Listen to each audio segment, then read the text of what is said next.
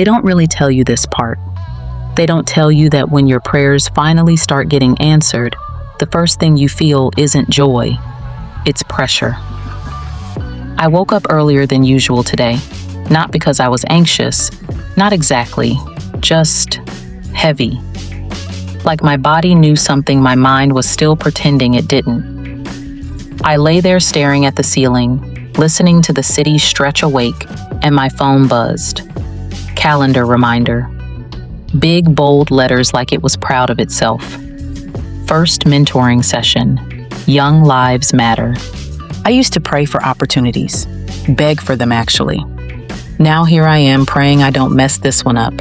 Praying nobody realizes I'm still figuring it out.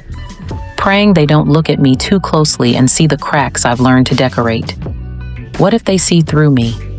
What if I'm not who they think I am? What if I'm just a girl who survived long enough to look successful from a distance? I rolled onto my side and scanned the apartment. Jules still asleep, tangled in blankets like she wrestled them all night. Paint supplies stacked by the wall. Half-finished t-shirt designs draped over a chair. The life I asked for. Every last piece of it sitting right here with me. And still, my chest felt tight, because now it wasn't just about me. That's the thing about faith. Sometimes it looks like showing up with shaky hands and a straight face. They paired me with one mentee for my first session, just one.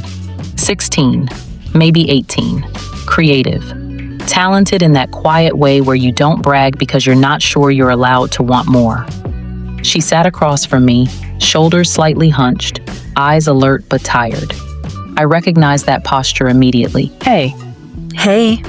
So, my name is Brooklyn. You can call me Brooks for short if you want. Hey, Brooklyn. She said my legal name so clean, so distant, it actually stung a little.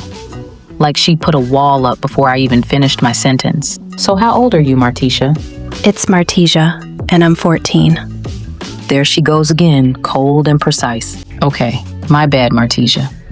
So, what are you hoping to get out of this mentoring program? Why'd you sign up? I didn't. She didn't hesitate, didn't soften it. After my mom died, my foster carer thought this dumb course would be good for me. I don't really care to be here. There it was. The air changed. I felt my chest tighten, not because of what she said, but how practiced it sounded. Like she'd already had to explain herself too many times. I'm sorry about your mom. She shrugged. Everybody says that? Yeah, they do. We sat in the silence for a second. I let it stretch. I wanted her to know it was a safe place. So, if you didn't choose this, what do you choose? She looked up at me then, just briefly. Nothing. That word had weight. No music, no drawing, nothing you do when nobody's watching. She stared at the floor. I used to draw, a lot, but what's the point? There it was again, that familiar ache. What makes you say that? She scoffed, barely. Because people like us don't really make it. That's not how it works. And just like that, she said it. The sentence that used to live in my bones. I smiled automatically. Mentor face. Calm, encouraging. Inside, I froze. Because I knew that voice. Because I had believed it too. Because part of me still does on bad days. I wanted to tell her she was wrong. To pull out success stories. To wrap hope in something shiny and hand it to her like a prize. But the truth sat heavier. How do I tell her not to quit when quitting once felt like survival? How do I sell faith when some days I still bargain with it?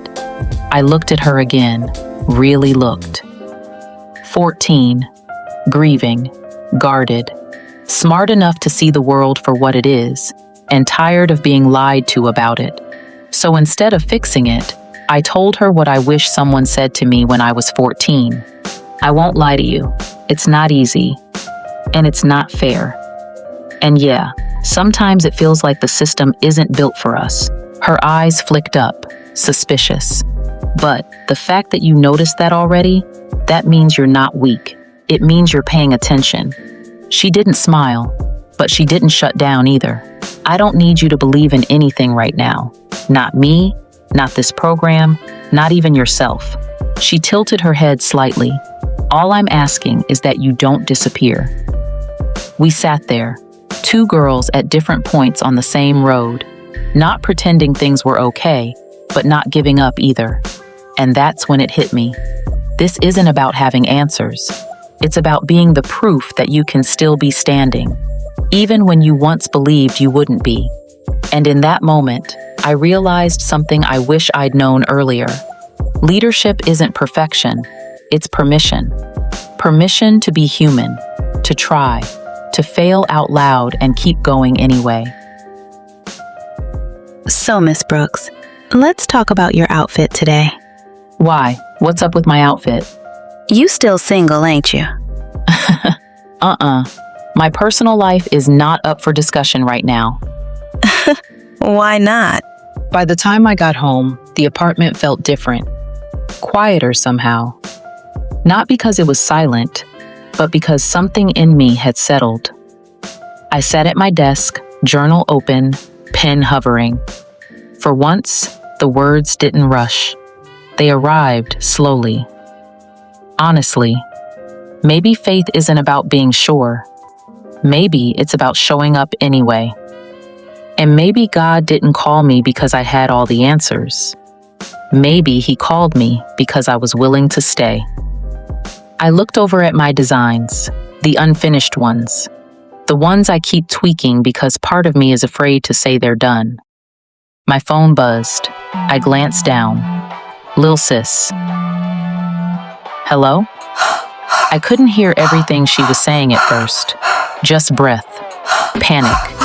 The kind that doesn't need explanation. Okay, I said steady. Breathe. I'm here. I stood, grabbing my hoodie, my keys. The journal stayed open on the desk, the last line unfinished. Maybe faith isn't about being ready. I paused at the door, looked back once, then I stepped out.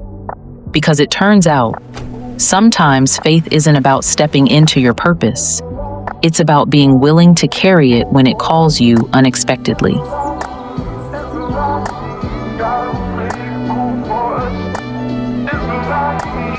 a lot,